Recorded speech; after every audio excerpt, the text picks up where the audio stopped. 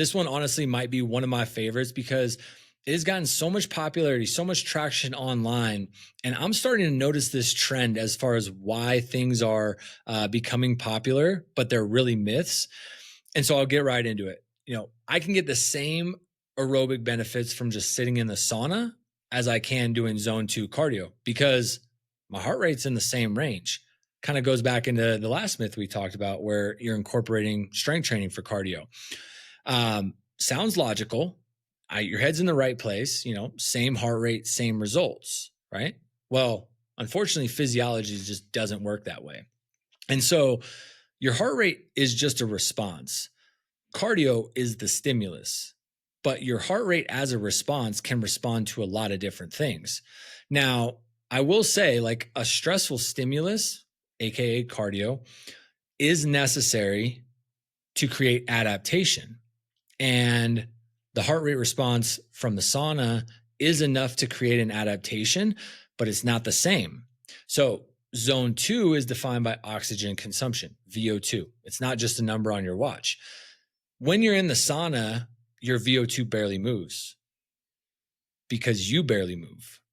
So that higher heart rate that you see, it's simply an anticipatory mechanism that your body uses to drive blood flow to the skin, to dump heat, and to cool it down.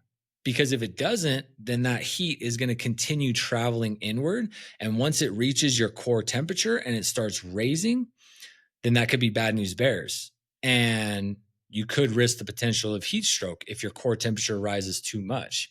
So that's what the heart rate increase is actually signaling.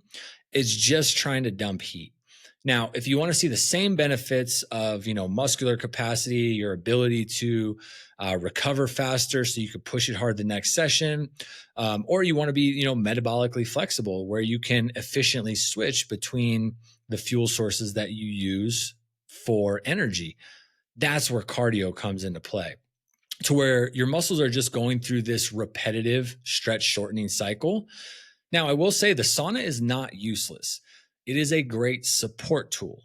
Now, especially if you're training for a race. So it can expand plasma volume and then also improve your heat tolerance, which helps boost your VO2 max. But that is only if you do it directly after an endurance session. So if you want to use the sauna as a true performance enhancer, what I would do is think about what date your race is and then start using the sauna 3 weeks before that race. Start with 20 minutes, gradually build up to 30. The guardrail here should be calling time once your heart rate gets to about 60, 65% of your max. Okay. So bottom line for this one, heat raises your heart rate. Work, AKA cardio, is going to raise your oxygen consumption. Sauna is going to build heat tolerance. Zone 2 is going to build muscular capacity. So use both in the right times, but just don't confuse a response to a stimulus.